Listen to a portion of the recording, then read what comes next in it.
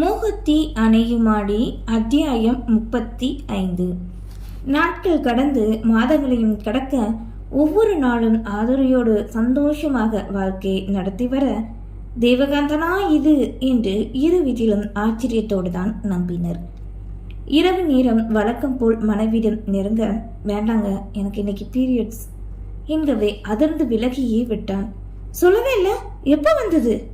அதிர்ச்சியோடு கேட்க, அதுக்கு எதுக்குங்க இவ்வளோ ஷாக்? ஈவினிங் தான் என்றாள்.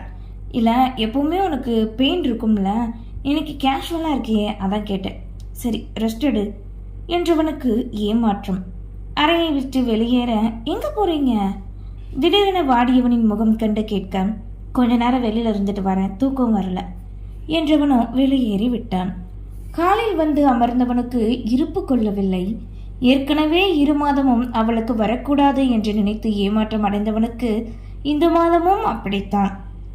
தந்தை கூறியதை நிறைவேற்ற இன்னும் 1 மாதமே இருக்க தான் மட்டும் தோற்றுவிட்டால் நினைக்கும் போது விழிகளில் ரௌத்ரம் குடியேற, ஆதுரையின் நிலைமையை தலகீழாக மாற்றிவிடுவேன் என்று அவளின் மீது மொத்த கோபத்தையும் திணித்தான். இதனால் வரை தோல்வி என்பதை காணாத தனக்கு இந்த விஷயத்தில், அதுவும் தன்னை ஆண்மகன் என்று நிரூபிப்பதில் தோல்வி என்றால் ஏற்க முடியுமா என்ன? அவனுக்கு இருக்கும் கோபத்தை எங்கே உள்ளே சென்றால் மனைவிடம் காட்டிவிடுவோமா என்ற எண்ணத்திலே ஹால் சோஃபாவிலே படுத்துவிட்டான். மறுநாள் ஆதுரி எழுந்து வெளியே வர கணவன் தூங்கிக் கொண்டிருப்பதை கண்டதுமே மெல்ல அவன் அருகே வந்து நெற்றியில் இதழ் பதித்து கேசத்தை வருடிவிட்டாள். அதில் விழி திறந்தவனும் குட் மார்னிங் கூறியவாறு எழுந்தமர, என்னாச்சு, ஏன் ஒரு மாதிரியா இருக்கீங்க? அழுத்தமா எதுவும் பிரச்சனையா? அருகில் அமர்ந்தவாறே கேட்டாள். நம்ம 2 பேரும் நல்லா தானே இன்டர்கோர்ஸ் வச்சுக்கிட்டோம், அப்ப ஏன் நீ கன்சீவ் ஆகல? நான் இந்த மாசம் எதிர்பார்த்தேன் உன்கிட்ட இருந்து ஹாப்பி நியூஸ் வரும்னு. இங்க அதன் பின்னே தான் கடந்த 2 மாதங்களும் இவன் இதை நினைத்துத்தான் தன்னிடம் அடிக்கடி கேட்டானா? இந்த சிறிய விஷயத்துக்கு ஏன் இப்போது வருந்துகிறான்? நினைத்தவளோ கணவனின் கரங்களை மென்மையாக பற்றினாள். டக்குன்னு குழந்தை உருவாகும்னு எப்படி சொல்ல முடியும்? 1 வருஷம் 2 வருஷம் கூட ஆகலாம். 1 மாசத்துல எப்படிங்க எதிர்பார்க்க முடியும்? ஏன், ஒரு சில பொண்ணுங்க அம்மாவா இருக்காங்கல்ல. ஆமாங்க, எல்லாரும் அப்படி இருக்க முடியாது. என்ன அவசரம்? நிச்சயம் கடவுள் நமக்கு கொடுப்பாரு. நம்ம 2 பேருமே ஹெல்த்தியா தான் இருக்கோம். அப்புறம் என்ன, விடுங்க, ஆபீஸ் கிளம்பலாம் ஆறுதலாய் கூறியவளோ எல, அவனோ இன்னும் அதையே யோசித்துக் கொண்டிருந்தான். இவள் சொல்வது போல் நடந்தால் தந்தையிடம் தான் தோற்றுவிடுவேனே. தொழில் பறிப்போவது மட்டுமல்லாது அனைவரின் முன் அவமானம். கஷ்டப்பட்டு சம்பாதித்து உயர்ந்த இடத்திற்கு வந்த தான் இந்த விஷயத்தால் குப்பைக்கு சொல்வதா? முடியாது என்பதில் உறுதியாக இருந்தான். குழந்தை வேணும்னு நீங்க ரொம்ப எதிர்பார்க்குறீங்கன்னு எனக்கு புரியுது. நானும் முயற்சி பண்ணிட்டு தானங்க இருக்கேன். நெக்ஸ்ட் வீக் நம்ம டாக்டர் கிட்ட போய் 2 பேருமே செக்அப் பண்ணிக்கலாம். எங்க கொஞ்ச நாள் பார்க்கலாம், 1 வருஷம், அதுக்கப்புறம் என்று கூற வரும் முன்னே சட்டென சீற்றுமூடு எழுந்தான். கோபத்தை கண்ட்ரோல் பண்ண தேவகாந்தன் தனக்குத்தானே கூறிக்கொண்டவன், எனக்காக ஒரு தடவை வா, போயிட்டு வந்துடலாம். இங்க ஒரு நொடியில் சந்திரமுகியாக மாறிய உன் மனைவி கங்கா வைப்பார் என்பது போல்தான் தேவகாந்தனின் செயல் இருக்க சரி என தலையாட்டினாள். பின் அதனை தொடர்ந்து வந்த நாட்கள் நன்றாக செல்ல, விரைவில் குழந்தை பெற்றுக்கொள்ள என்ன செய்ய வேண்டும் என்பதையே யூடியூப்பில் பார்த்து வந்தான். கூறியது போல் அன்று இருவருமே மருத்துவமனை சென்றனர்.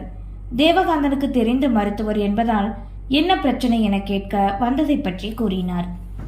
கல்யாணம் முடிஞ்சு 5 மாசம் தானே ஆயிருக்கு, இதனால என்ன என்று ஆதுரி கூறியதைத்தான் மருத்துவரும் கூற, இல்லை டாக்டர், எதுக்கும் எங்களை ஒரு செக்அப் பண்ணிருங்களேன் என்றதும் சரி என கூறி பரிசோதிக்க ஆரம்பித்தனர்.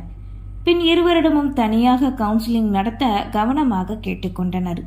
ரிப்போர்ட் வர அதனை பார்த்த மருத்துவர், உங்க 2 பேருக்குமே எந்த பிரச்சனையும் இல்லை, உணவு கட்டுப்பாடு மட்டும் பார்த்துக்கோங்க. நான் சொன்னதை கவனமா கேட்டீங்க தானே? மனசை ரிலாக்ஸா வச்சு ட்ரை பண்ணுங்க, ஓகே என்க சரி என கேட்டுக்கொண்டு வெளியே வந்தனர். நான் தான் சொன்னல, நமக்கு எந்த பிரச்சனையும் உடம்புல இல்லைன்னு. ஏங்க நீங்க கேக்குறீங்க? நீங்க தான் ஓவர் டென்ஷன் ஆகுறீங்க, குறைச்சிக்கோங்க என்க.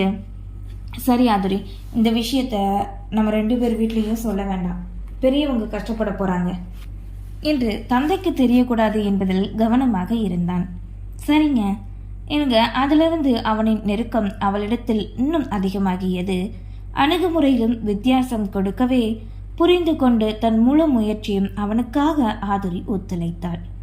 அன்று ஃபேக்டரி விசிட்டுக்கு திருக்குமரன் செல்ல முடியாது போக தன் இளைய மகன் ஹரிதாவையும் வேலனையும் அனுப்பி வைத்தார். வேலன் இதற்கு முன் 2-3 முறை வந்திருக்கவே ஹரிதாவிற்கு அது புதிது.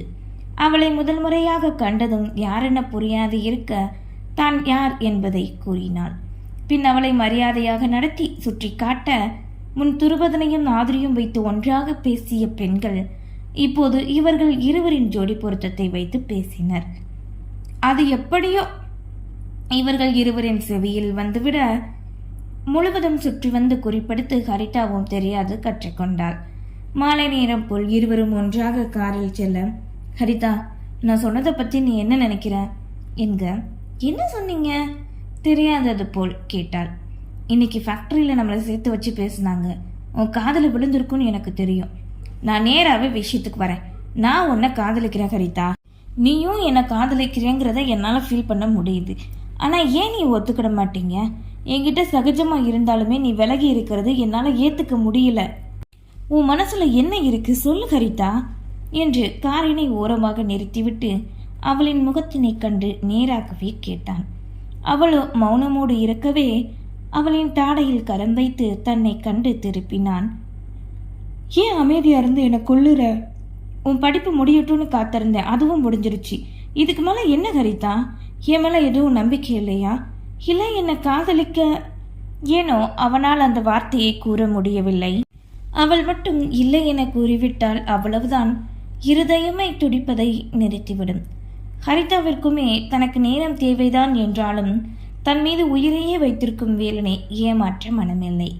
வேலனின் அக்கறையும் பாதுகாப்பும் தனக்கு வாழ்நாள் முழுக்க வேண்டும். இந்த உலகத்திலே தனக்கு நல்ல துணை என்றால் அது இவன் மட்டும்தான். இவன் காதல்தான் தன்னை இயக்க வைக்கிறது. இப்போது அலுவலகத்திற்கு வந்து ஒவ்வொன்றையும் கற்றுக்கொண்டு இருப்பது கூட இவன் இருக்கும் நொடிகளுக்காகத்தானே. இதற்கு மேல் மறைக்க வேண்டாம் கூறிவிட நினைத்தாள். எனக்கு உங்களை ரொம்ப பிடிக்கும் வேலன். ஆனால் உங்களுக்கே தெரியும், எனக்கு இப்போ வயசு 20 தான் ஆகுது. நான் டிகிரியே இப்போ தான் முடிச்சிருக்கேன். அதுக்குள்ளே என்னால் என் ஃபேமிலியை விட்டு போகிறதுங்கிறத ஏற்றுக்க முடியாது. அதை கேட்டு பின்னே மனமோ சற்று குளிர, உன்னை யார் இப்போ விட்டு போக சொன்னா சந்தேகமாய் கேட்க, உங்களுக்கு இன்னும் கொஞ்ச நாள் எப்படியும் கல்யாண பேச்சு எடுப்பாங்க. என்னால் இப்போ உங்களை கல்யாணம் பண்ண முடியாது. எனக்கு ஒரு 5 வருஷமாவது டைம் வேணும். அதுக்குள்ளே எப்போ என்ன வேணாலும் நடக்கலாம். அதுக்காகத்தான் நான் அமைதியாக இருந்தேன் என்று நொடி சட்டென அவளை இழுத்து தன்னோடு அணைக்க இதனை ஹரிதாவோ எதிர்பார்க்கவில்லை. நான் கூட இத்தனை நாள் பயந்துக்கிட்டே இருந்தேன். இதெல்லாம் ஒரு விஷயமே இல்லை ஹரிதா. 5 வருஷம் என்ன 50 வருஷம் நாள் நான் உனக்காக காத்துட்ருப்பேன்டி. ஏன்னா நான் உன்னை 1 மாதம் 2 மாதம் காதலிக்கல. எப்போ நீ காலேஜ் சேர்ந்த முதல் வருஷம் என் தங்கச்சி கூட நட்பானையோ அப்போவே நான் உன்னை காதலிக்க ஆரம்பிச்சிட்டேன் என்க அதிர்வோடு விலகி எவ்வளோ வேலனின் விலைகளை கண்டாள். இப்போதுதான் புரிந்தது, அக்காவின் திருமணத்தின் போது தன்னை அணைத்ததுமே உடனே எப்படி வேலனுக்கு காதல் வந்தது என்ற சந்தேகம் பூர்த்தியாகி முடிவுக்கு வந்தது. என்கிட்ட ஏன் இதெல்லாம் நீங்கள் சொல்லவே இல்லை? அப்போ என்கிட்ட காலேஜில் வச்சு பேசும்போதெல்லாம் தங்கச்சியோட ஃப்ரெண்டா இல்லையா, காதலையா நினச்சி தான் பேசுனீங்களா என்க சட்டனை இப்படி கேட்டதில் வெக்கம் கொண்டு பிடரியை வருடினான். ஃப்ராடு என்னை ஏமாத்திட்டீங்கள உங்களை என்றவாறு சுற்றுமுற்றும் பார்த்தவளுக்கு எதுவுமே கிடைக்காது போக கையில் இருந்த கைப்பையை வைத்தே வெளுத்து கட்டினான். அடிகளை சுகமாய் வாங்கி இன்பமாய் தன்னை நோக்கி இழுத்து அணைத்து கொள்ள காதலோடு 2 நெஞ்சங்களும் சேர்ந்து கொண்டது. வேலன், இப்போதைக்கு நம்ம 2 வீட்லையும் இதை பற்றி சொல்ல வேண்டாம் ப்ளீஸ் என்க.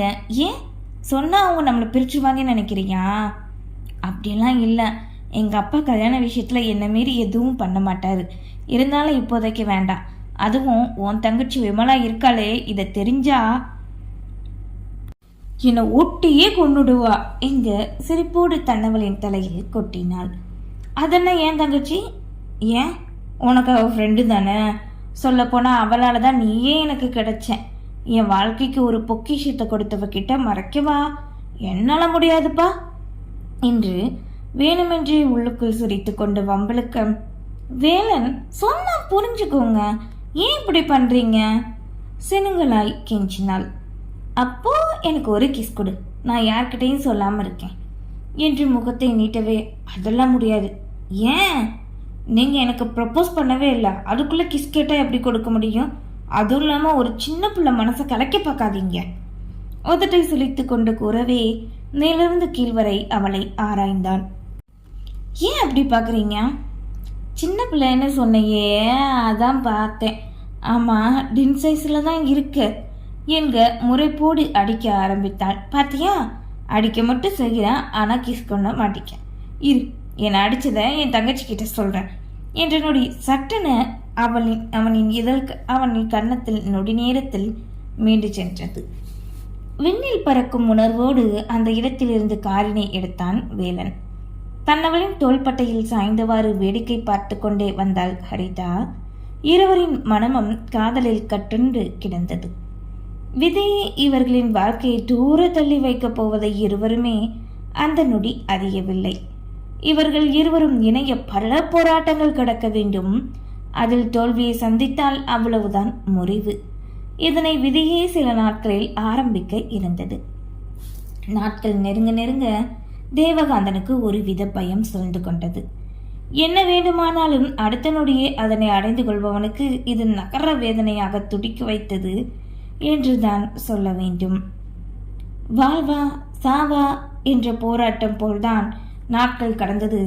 ஆதரிக்கு அதிக வேலை கொடுக்காது, மன அழுத்தமாகாது பார்த்து கொண்டான். தேவ், இன்னைக்கு கிளைண்ட் பார்க்க போகணும் என்றவாறு அவனின் முன்னே வந்து நிற்க, நான் மட்டும் போயிட்டு வரேன், நீ டிராவல் பண்ண வேண்டாம் என்க.